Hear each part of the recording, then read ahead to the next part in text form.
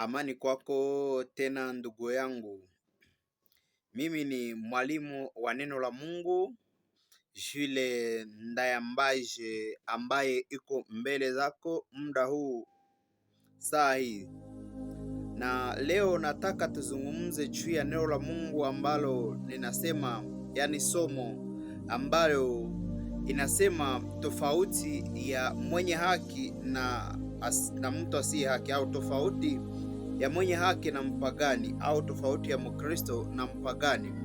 Ndiyo somo nataka tuzungumzie, na tutaanza ndani ya kitabu cha Malaki sura 3 mstari wa 13 mpaka 17. Malaki sura 3 mstari wa 13 mpaka 17 inasema hivi, tutaisoma: maneno yenu yamekuwa magumu juu yangu, asema Bwana, lakini ninyi mwasema, tumesemaje maneno juu yako kwa namna gani? Mmesema kumtumikia Mungu hakuna faida. Na tumepata faida gani kwa kuyashika maagizo yako na kwa kwenda kwa huzuni mbele za Bwana wa majeshi? Na sasa twasema ya kwamba wenye kiburi ndio walio heri, na watendao maovu ndio wajengwao,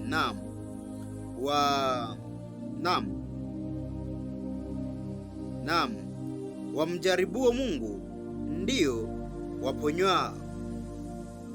Ndipo wale waliomcha Bwana waliposemezana wao kwa wao, na Bwana akasikia, na kitabu cha ukumbusho kikaandikwa mbele zake kwa ajili ya hao waliomcha Bwana na kulitafakari jina lake.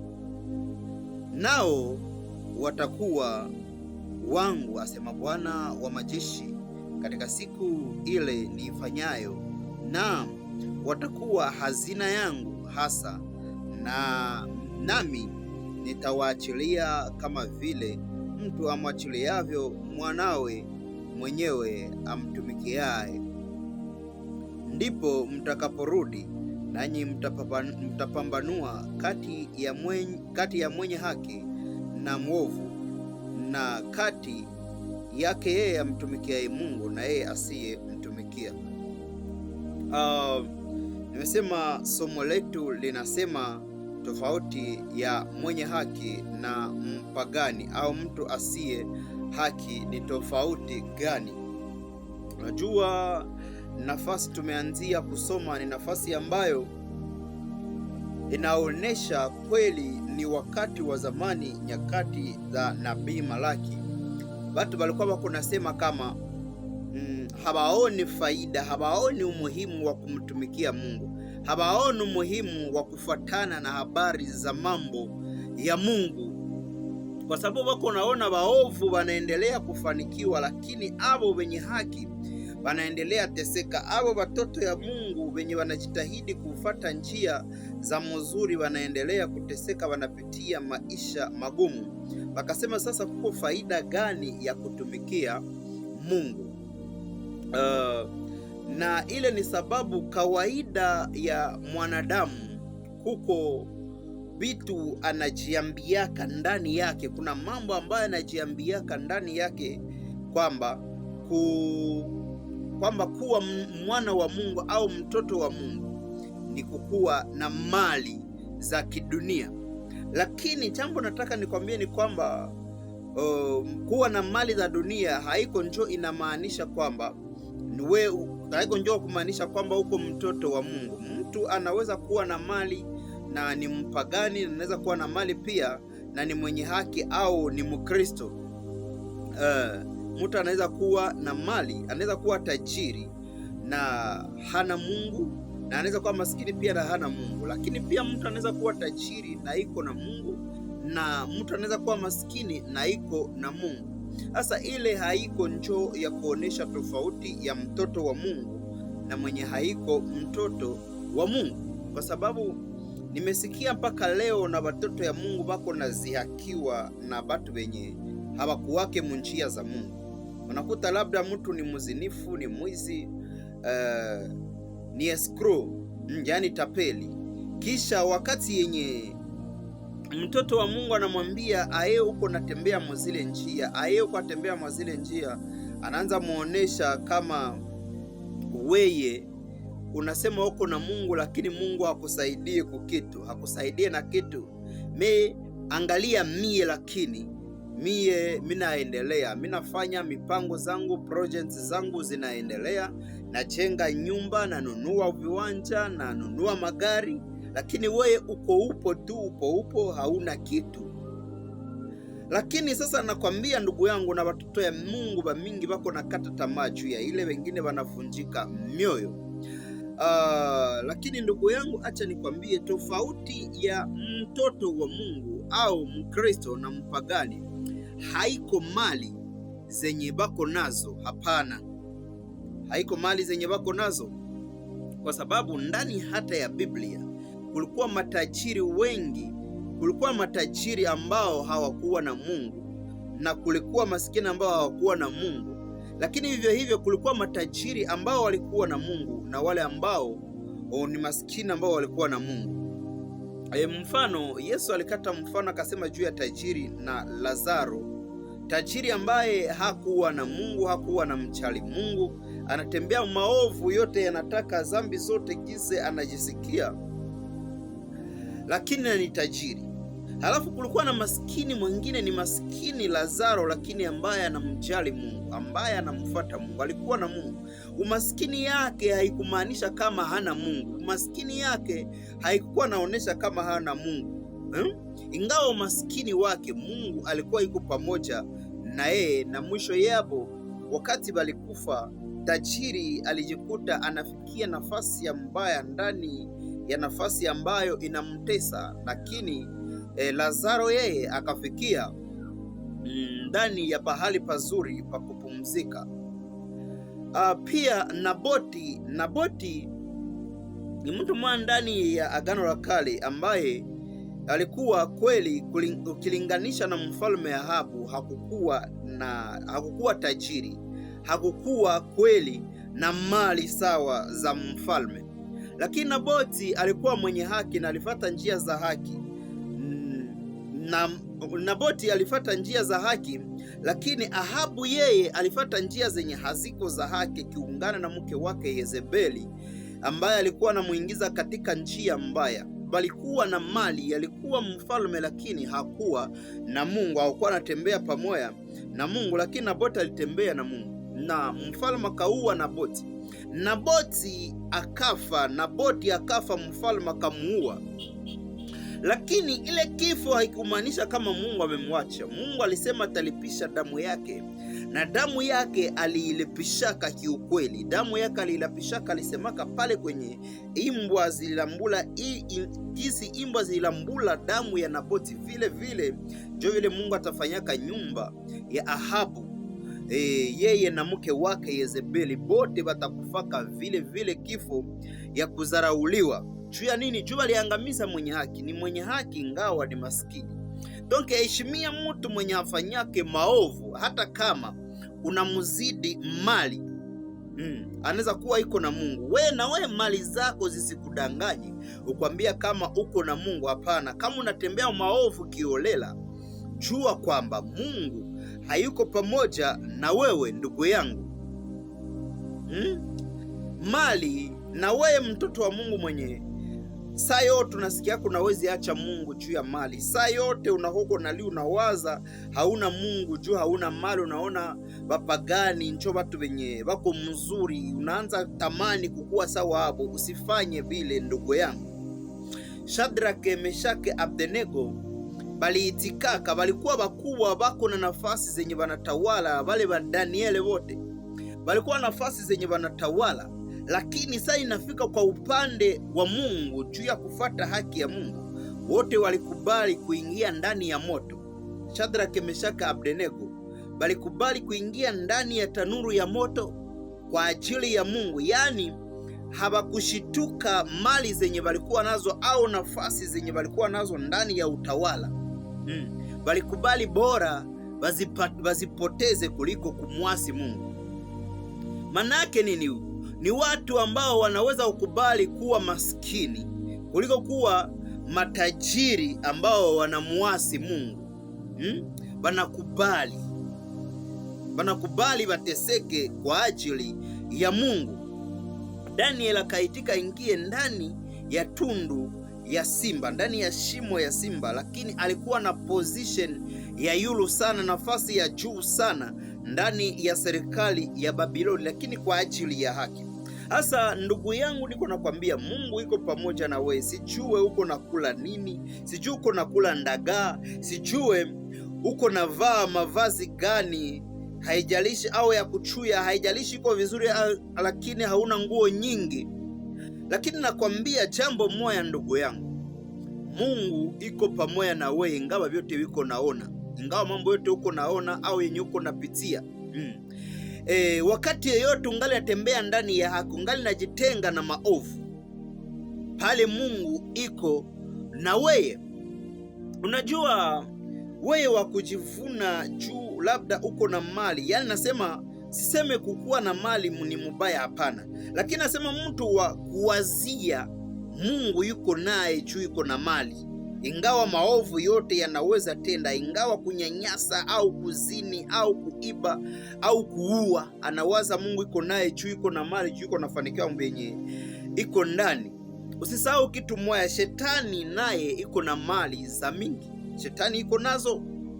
Ukisoma ndani ya Mathayo sura 4 mstari wa 8 mpaka 11, Mathayo sura 4 mstari wa 8 mpaka 11, utasikia pale shetani alipandisha Yesu juu ya mlima mrefu, akamuonesha seme dunia na fahari yake yote, mali zake zote, akamwambia ukinisujudia tu, ukipiga magoti na nisujudia, nitakupatia hivi vyote. Ndio vile alimwambia Yesu, akakataa. Lakini nakwambia shetani naye iko navyo, iko na mali. Sasa ingelikuwa kukuwa na mali mingi au kuwa una utajiri njo kukuwa na Mungu, maana yake na shetani hangeliangamiaka. Lakini ingawa shetani iko na mali mingi, ataangamiaka ndani ya moto ya Jehanamu, pia ataangamiaka. Ukisoma kitabu cha Luka sura 9 mstari wa 25, Luka sura 9 mstari wa 25, inasema hivi, Yesu anasema, ni faida gani mtu apate ulimwengu mzima, apate dunia nzima, lakini akose uzima wa milele? Akauliza kama uko faida gani upate kuwe tajiri mkubwa, dunia yote ikuwe yako, kila kitu miliki wewe, halafu ukose uzima wa milele? Maana yake nini? Ni rahisi sana mtu apate mali mingi na kuwa tajiri sana ndani ya dunia, lakini na hana Mungu, lakini nataendaka Jehanamu. Ikimaanisha ili namaanisha kwamba kukuwa na mali haiko njoo kukuwa na Mungu, au kukosa mali haiko njoo kukuwa na Mungu, hapana. Ndani ya maandiko kulikuwa batu sawa ba Abrahamu walikuwa na mali na bako na Mungu, kulikuwa batu sawa ba Ayubu na bako na mali lakini pia na bako na Mungu, lakini kulikuwa na Wanaboti wenye habana mali na bako na Mungu. Kulikuwa bale batu wote ndani ya maandiko. Sasa ndugu yangu, wewe jifunze kufuata haki ili upite munjia za batoto ya Mungu. Tunataka tuangalie tofauti gani sasa. Nini natofautisha kama kukuwa na mali, kama kukuwa na mali mingi, kukuwa tajiri au kuwa maskini, haiko njo kukuwa mtoto wa Mungu, haiko njo kumaanisha kama uko na Mungu. Sasa ni nini njo inaweza kuonesha kama uko mtoto wa Mungu? Ile habari tunaweza kuanzia ili tuelewe vizuri, ni kuanzia ndani ya nyakati za zamani kabisa, ndani ya kitabu cha Mwanzo.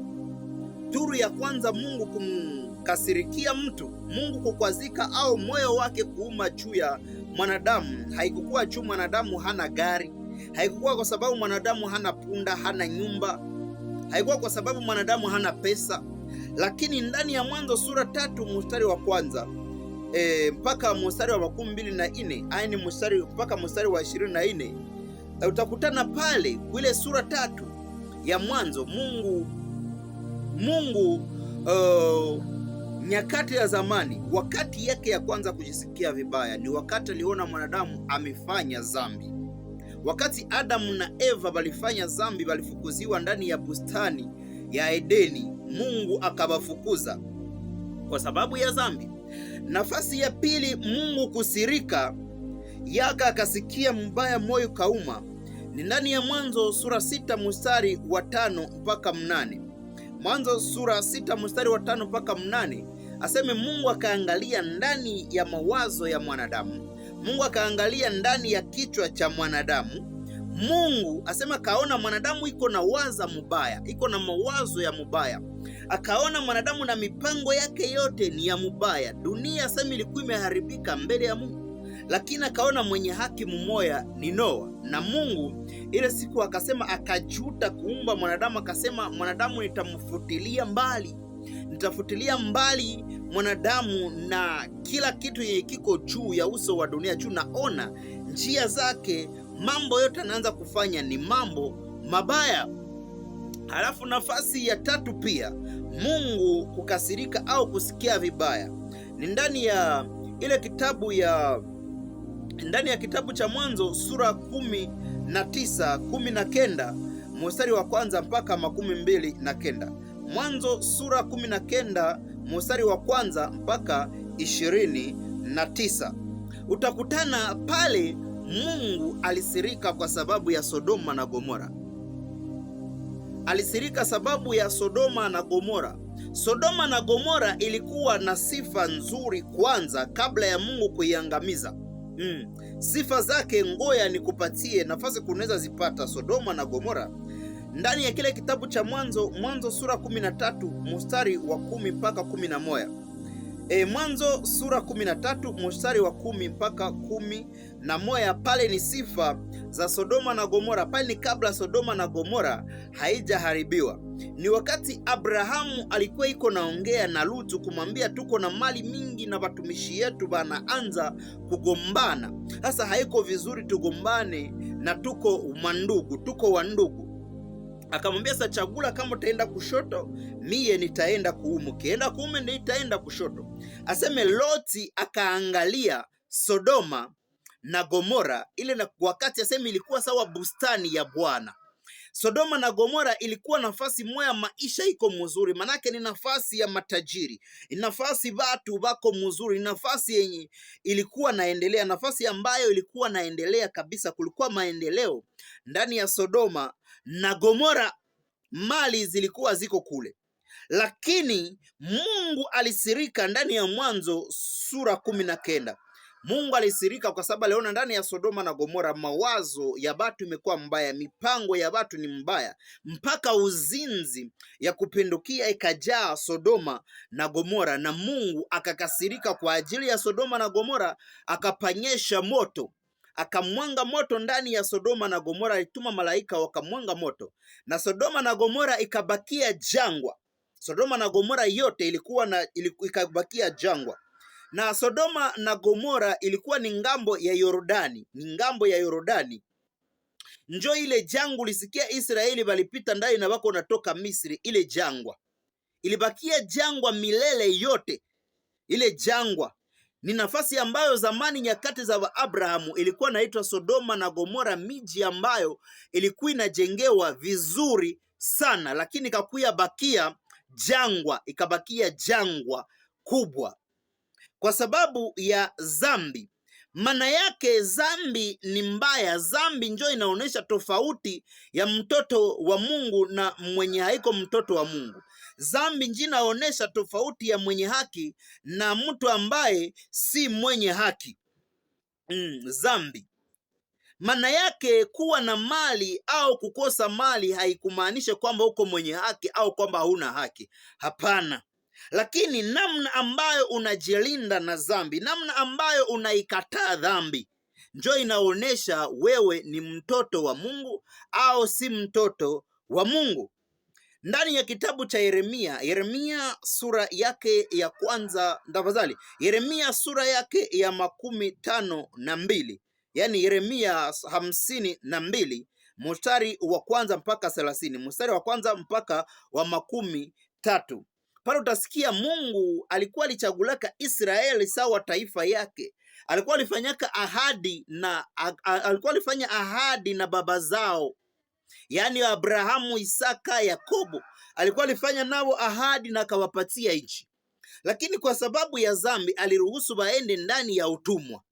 Aliruhusu mfalme wa Babiloni akuye apige ile Yuda yote na Yerusalemu, akawapeleka mateka kwa ajili ya dhambi. Pale Israeli ayo ilikwisha enda tayari kwa mfalme wa Ashuru, amewachukua sababu ya dhambi. Njoko batu unasikiaka wako nasema namna gani Mungu halinde Israeli, haiwekee ulinzi, ijapokuwa nasema ni taifa yake. Hapana, Mungu wakati anaona dhambi hauwezi kumuonesha kama uko wenye mlishaka patana. Yaani maovu, dhambi inasababishaka Mungu akuachi, inasababishaka Mungu akutupe. Juu ya nini? Inaonesha kama hauko mwenye haki. Hata ukuwe tajiri au maskini, ukitembea mu maovu, ukitembea mu dhambi, Mungu anakutiaka pembeni. Maana yake dhambi inaonyesha tofauti kati ya mtoto wa Mungu na mpagani.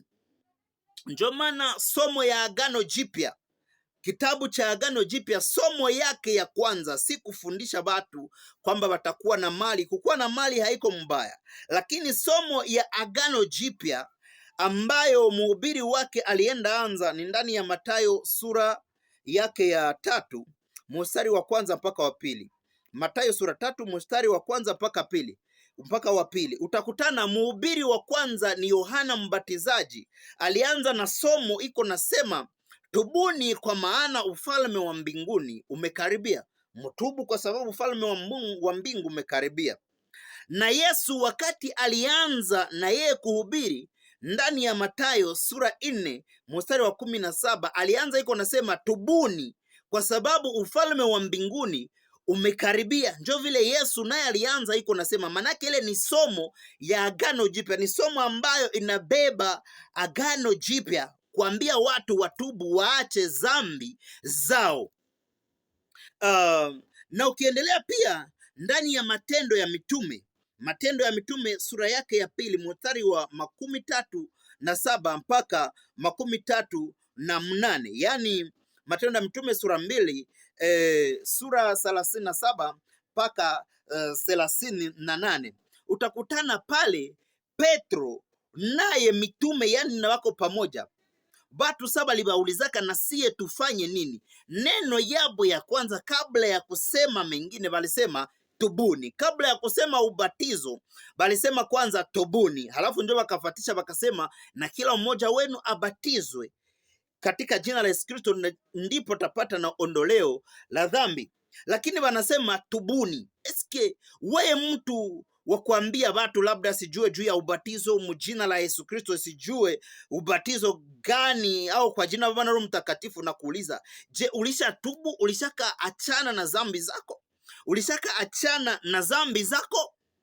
Au uko nataka uhubiri watu ukuwe kilalo sawasawa na ile mfano wanapanaka, ukuwe kilalo cha kuvusha watu wengine wakati wewe mwenyewe hautavuka? Nakwambia ndugu yangu, achana kwanza na dhambi. Somo letu wahubiri wa siku zetu tunatakiwa tuhubiri watu waachane na dhambi, waachane na maovu. Kuambia watu watanunua ndege ni vizuri, kuambia watu watajenga nyumba ni vizuri, kuambia watu watasafiri ni vizuri, lakini inabidi tujue kwamba kuna wapagani ambao nao wanasafiri. Kuna wapagani, kuna watu wasio haki, kuna wenye dhambi ambao pia nao wana majumba, wana pesa, wanasafiri jinsi wanavyopenda, wanalala nafasi zenye wanataka. Sasa tukifanya ile ibakie ndio somo yetu, maana yake tutakuwa tumeenda kinyume na njia, tutakuwa tumeachana na somo, yani tumeachana na kazi ambayo Yesu aliliachia kanisa. tutakuwa tumeachana kazi ambayo Yesu aliachia kanisa. Ukiwa mchungaji wa kanisa au ukiwa mwalimu ambaye unajaa na watu ambao wana magari, wana nyumba, wana kila kitu, wana vitu vingi, lakini ambao watu wale wakiwa wanatembea ndani ya dhambi, kama wanatembea ndani ya maovu, kama wanatembea ndani ya uzinzi, kama bado ni wezi, kama bado ni matapeli, kama bado ni wasengenyaji, kama wanatembea maovu, jua kama ingawa watu wamepata mapato, kazi imekushinda, na hautakuwa na kitu cha kupresent mbele ya Mungu na wewe kuponyoka sio rahisi. Kuendelea ya kanisa ni kuona watu wameacha maovu.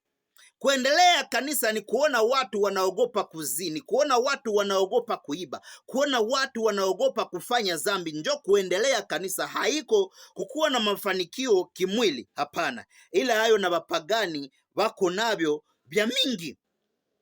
Njo vile ndugu yangu, na kwa ile njia ya dhambi njo Yesu alisema tutatofautisha ako watumishi wa Mungu wa kweli na wabongo. Njo vile ndani ya Mathayo sura yake ya 7, Mathayo sura 7 mstari wa 15 mpaka wa 12, yani mpaka mstari wa 20, utakutana pale Yesu alisema mjihadhari sana na manabii wa uongo, watu wanaokuja kwenu wakiwa wamevaa mavazi ya kondoo lakini ndani yao ni mbwa mwitu wakali. Wamevaa ngozi ya kondoo lakini ndani yao ni mbwa mwitu wakali. Yesu akasema, na kwa matunda yao mtawatambua, kwa sababu mti ya mzuri haiwezi kuzala matunda ya mbaya.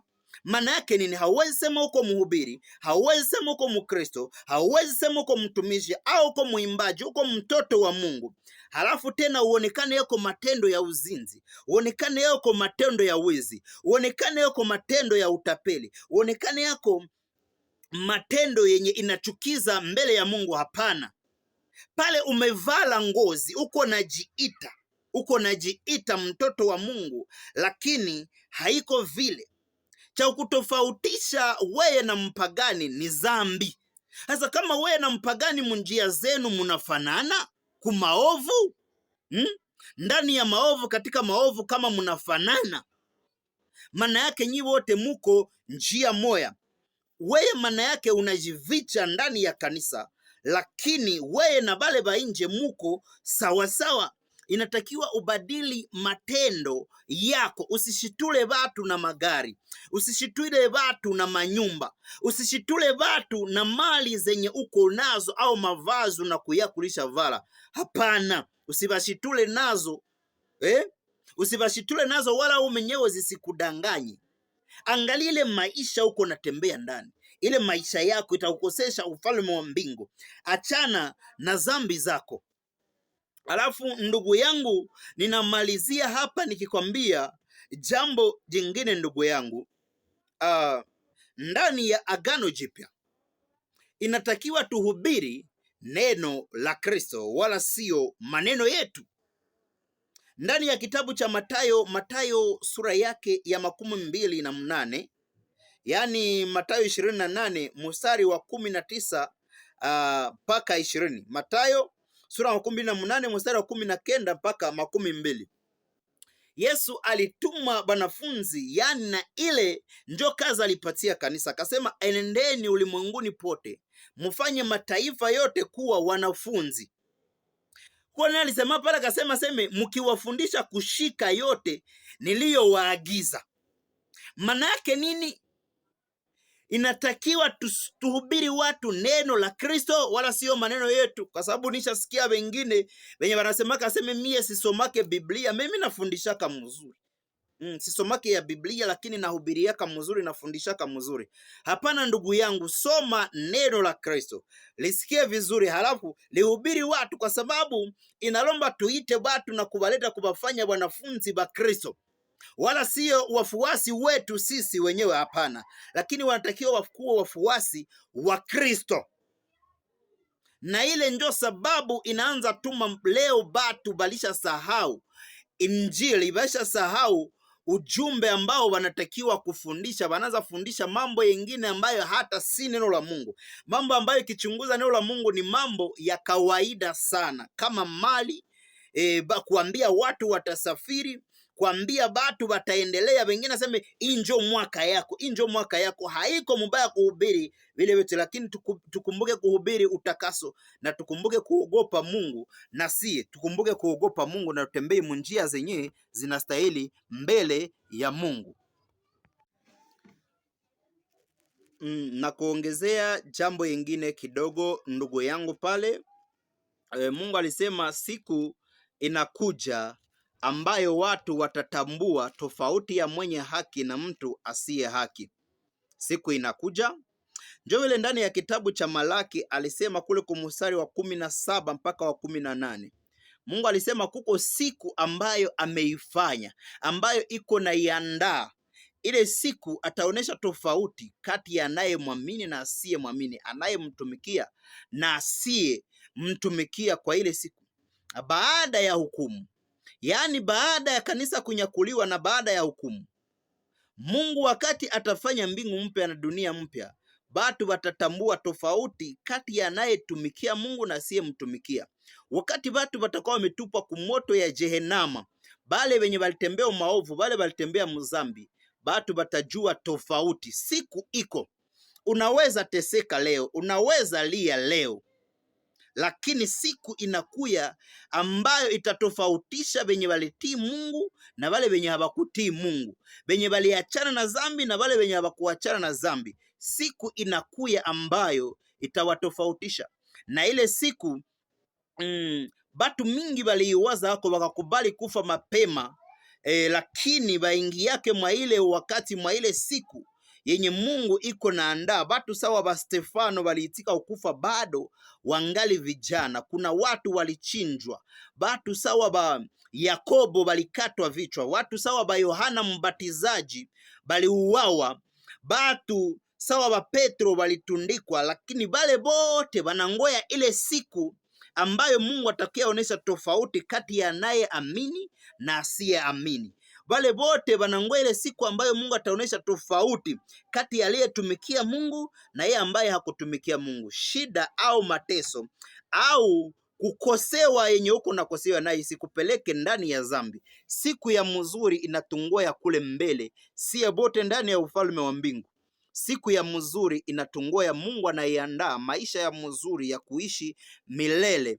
Mungu anaiandaa, na ile siku kujehenama watu mingi wataiwaka, njoko watasemaka tungeiwaka na siye tuachane na zambi, tungelijuwaka na siye tujifanye watoto ya Mungu, kumbe na tuko natembea mubongo, tunajivalisha tu ngozi na tuko natembea muzambi zetu. Ile siku watu wataona tofauti. Hakuna tena mwenye atasemaka seme iko naambia mwenye haki au mtoto wa Mungu aseme angalia mie niko na kazi, angalia mie niko na pesa, lakini we hauna. Vile vitakuwa vilishaisha, na mwenye alikuwa na mali na mwenye hakukuwa nazo, kama hakutumikia Mungu atakuwa kujehenama. Lakini wale walifuata Mungu, wale walitembea muhaki, ile siku watafurahi, wataishi maisha moya mzuri tena milele bila kukufa wala kuteseka.